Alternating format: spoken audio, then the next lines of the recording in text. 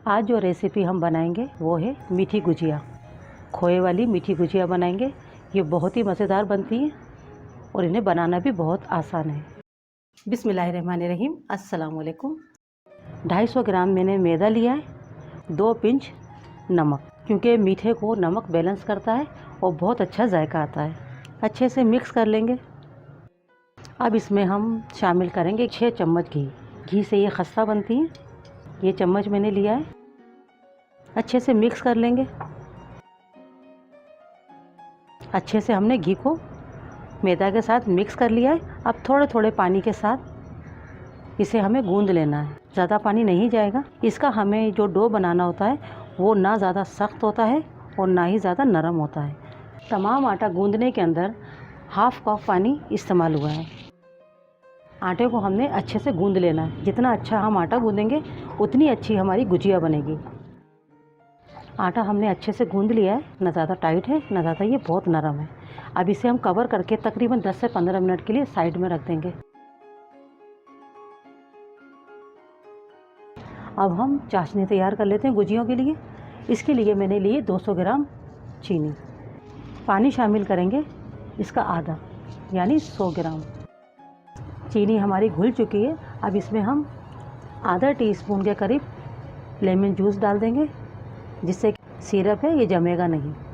चाशनी को हमें इतना पकाना होगा ये चिपचिपी हो जाए। बाकी हमें कोई तार वगैरह नहीं बनाना होता है। 1 पिंच से भी कम येलो फूड कलर शामिल कर देना है।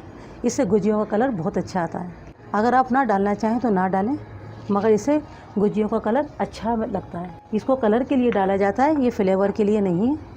2-3 ड्रॉप केवड़ा एसेंस मैंने डाल दिया है।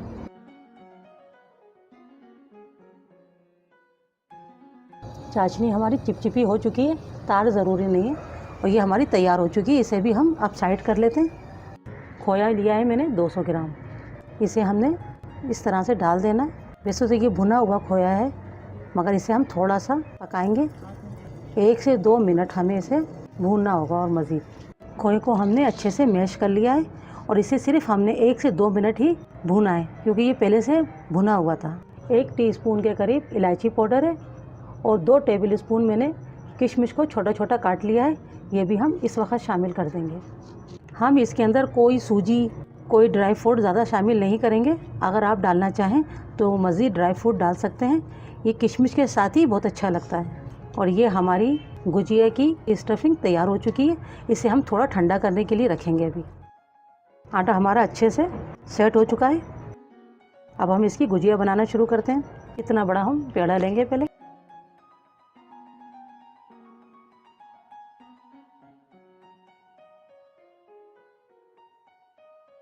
ना ज़्यादा मोटी हो ना ज़्यादा पतली हो, इस तरह से हमें एक रोटी बेल लेना है। या आप चाहें तो छोटे छोटे से पेड़े बना के आप अलग अलग भी बना सकती हैं। कोई भी कटर ले लें, आपने इसे इस तरह कट कर लेना है, क्योंकि गुजिया हमेशा छोटी ही बनती है। कटर से काटने के बाद आप थोड़ा थोड़ा सा इसे इस तरह से बेल लें। गुजिया ज़्यादा मोटी नहीं होनी चाहिए, चाशनी इसके अंदर नहीं जाएगी अगर ये मोटी ज़्यादा होगी तो।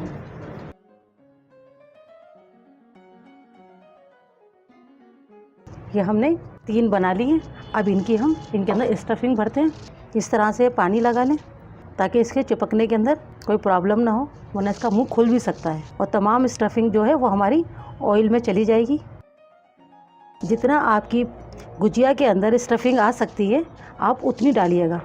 इस तरह से कवर करके और इसे हमें इस तरह पलट देना है और इसके किनारों को अच्छे से हमें इस तरह से चिपका देना है। अच्छे से चिपक चुकी है। अब इस पर हम कोई भी फोक ले लें, इस तरह से डिज़ाइन बना देना है। अच्छी लगेगी ये। स्टफिंग बाहर भी नहीं निकलेगी। अच्छे से ये सील हो जाती है इस तरह से। जितनी बड़ी आपकी गुजिया हो उतनी ज़्यादा आप स्टफिंग भरें। इसी तरह से हम तमाम तैयार कर लेंगे।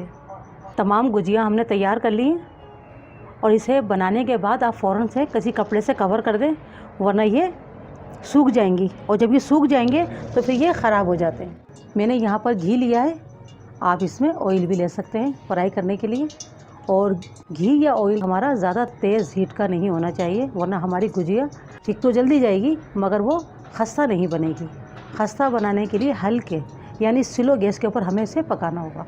गुजिया को ऑयल में डालने के बाद हमें इसे फ़ौरन से हिलाना नहीं है। तकरीबन इन्हें 4 से 5 मिनट इसी तरह पकने दें। अभी थोड़ा थोड़ा ऑयल इनके ऊपर डालती रहें ताकि ये ऊपर से भी पक जाए।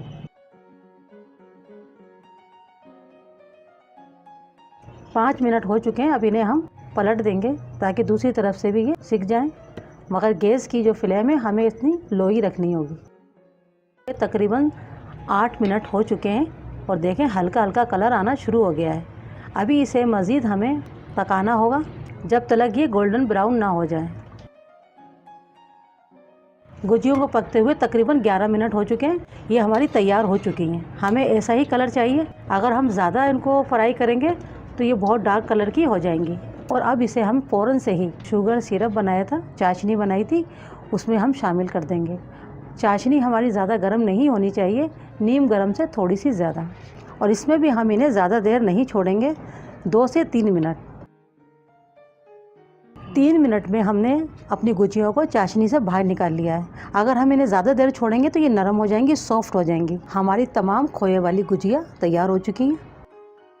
मैं आपको एक तोड़ के भी दिखाती हूँ। देखें कितनी खस्ता बनी है। जितनी देखने में ये खूबसूरत है इतनी ही खाने में मज़ेदार है। आप अगर एक बार बनाएंगे तो आप इसे बार बार बनाना पसंद करेंगे।